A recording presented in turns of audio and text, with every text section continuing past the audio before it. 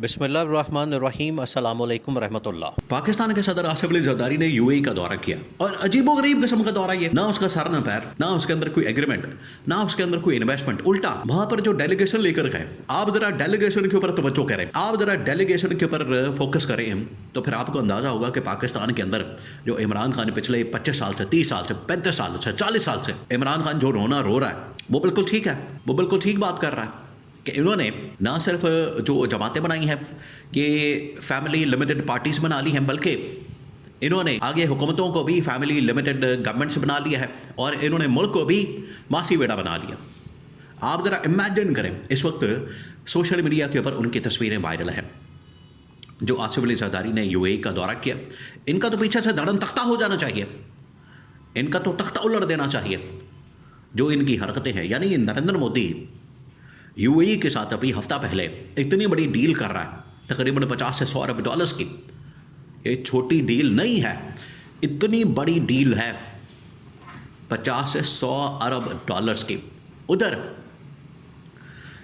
आसिफ अली जरदारी अब यूएई का दौरा करता है, मकसद क्या है, एजेंडा क्या है, ऑब्जेक्टिव क्या है, उसमें से अचीवमेंट क्या मिली है, कोई किसी को कुछ पता नहीं।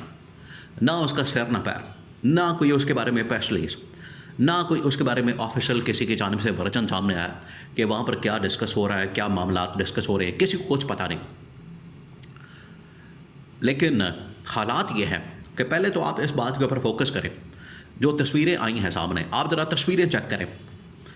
आसिफ अली जरदारी ने दौरा किया है वहाँ का यूएई का और शेख ज़ायद अल नहयान जो उनके सदर हैं उनके साथ मुलाकात की। अब बतौर सरबराह ममलकत, बतौर सदर ममलकत, वो तो उन्हें प्रोटोकॉल मिलेगा कि अपने ही लेवल के शख्स के साथ वो मुलाकात करेंगे, सदर के साथ। यहाँ तक तो बात ठीक है।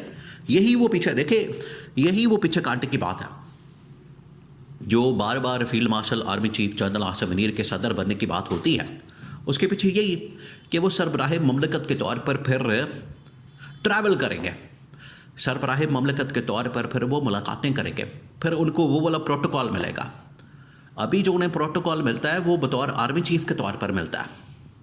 आर्मी चीफ के तौर पर प्रोटोकॉल और सरबराह ममलकत, सदर ममलकत के तौर पर प्रोटोकॉल में ज़मीन आसमान का फ़र्क है। तो ये बड़ा अहम तरीन नुक्ता है।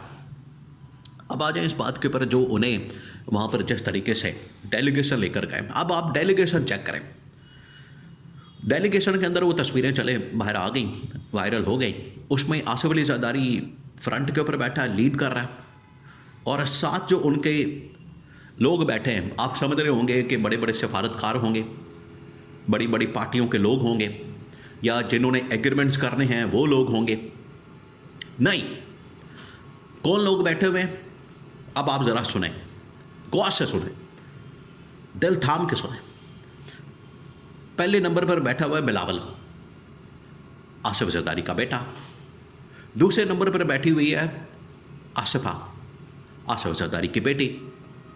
तीसरे नंबर पर बैठी हुई है बख्तावर, आसिफ जरदारी की बेटी। चौथे नंबर पर बैठा हुआ है महमूद चौधरी, आसिफ जरदारी का दामाद, बख्तावर का शौहर, हस्बैंड। पाँचवें नंबर पर बैठा हुआ है आसिफ जरदारी का दोस्त डॉक्टर आसम, जिसके ऊपर तकरीबन 450 अरब रुपए की करप्शन थी। छठे नंबर पर बैठा हुआ एक और उसका दोस्त, वो भी मनी लॉन्ड्रिंग के अंदर मुलविस।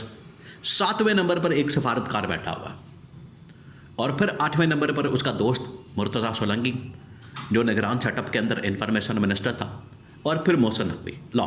ये टोटल इनका डेलीगेशन है जिसके अंदर आधा पहले ख़ानदान है और आधे दोस्त हैं। तो यहाँ से आप अंदाज़ा करें कि इन्होंने मुल्क क्या चलाना है, इन्होंने मुल्क का क्या आगे लेकर जाना है। मुल्क का फिर पटाई बैठाना है इन लोगों ने, मुल्क का बड़ा गर्क की करना है, मुल्क की तबाही और बर्बादी फेरनी है कि अपना टब्बर जुम्मा जांज बाजार, अपना ख़ानदान अपना, यही इनका हाल। देखिए बेसिक प्रॉब्लम क्या है, प्रॉब्लम ये है कि यही हाल, यही हशर, यही तबाही और बर्बादी आपको शरीफ ख़ानदान के अंदर नज़र आती है। वो मामला शुरू हुआ है दादे से परदादे से, और नवाज शरीफ से मामला शुरू हुआ है, फिर उसके बाद आ गया शहबाज शरीफ, फिर उसके बाद हमजा शहबाज, फिर उसके बाद मरीम नवाज़, फिर उसके बाद जुनैद नवाज़। पता नहीं ये लड़ी नवाज़ की कहाँ तक चलनी है, कुछ पता नहीं कब तक आवाम को बर्दाश्त करना पड़ेगा। ये कब तक आवाम के ऊपर मसलत रहेंगे, मुल्क के ऊपर मसलत रहेंगे।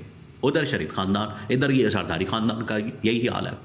जुल्फ़िकार अली भुट्टो आज से 60 साल पहले, 70 साल पहले मामला शुरू होता है।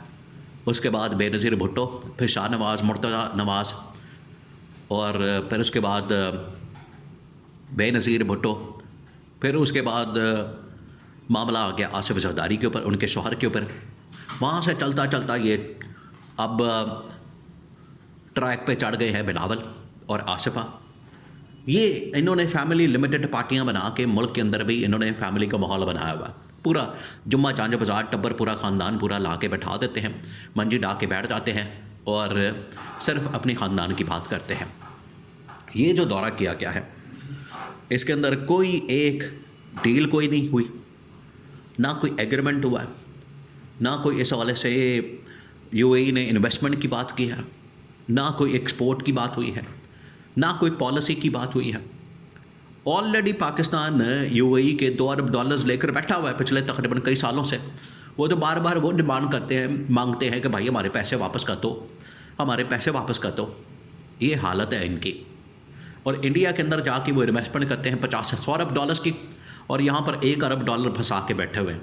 वही पाकिस्तान वापस नहीं कर रहा। तो वो पागल हैं, आपके मुल्क के अंदर इन्वेस्टमेंट करेंगे, फिर इन्वेस्टमेंट वहाँ होगी, फिर आप इसी तरह से यहाँ पर जुम्मा चांज बाज़ार अपना टब्बर ख़ानदान लेकर जाएंगे और आगे से उनको जब बताएंगे वो भी फिर समझेंगे कि ठीक है, बादशाहती यहाँ पर लगी हुई है पाकिस्तान के अंदर। ये बादशाहती इन लोगों ने बनाई हुई है पाकिस्तान में, अपनी सल्तनत, अपनी राया, अपनी इन लोगों ने पूरी एक बादशाहत कायम करके सल्तनत बना के रखी हुई है।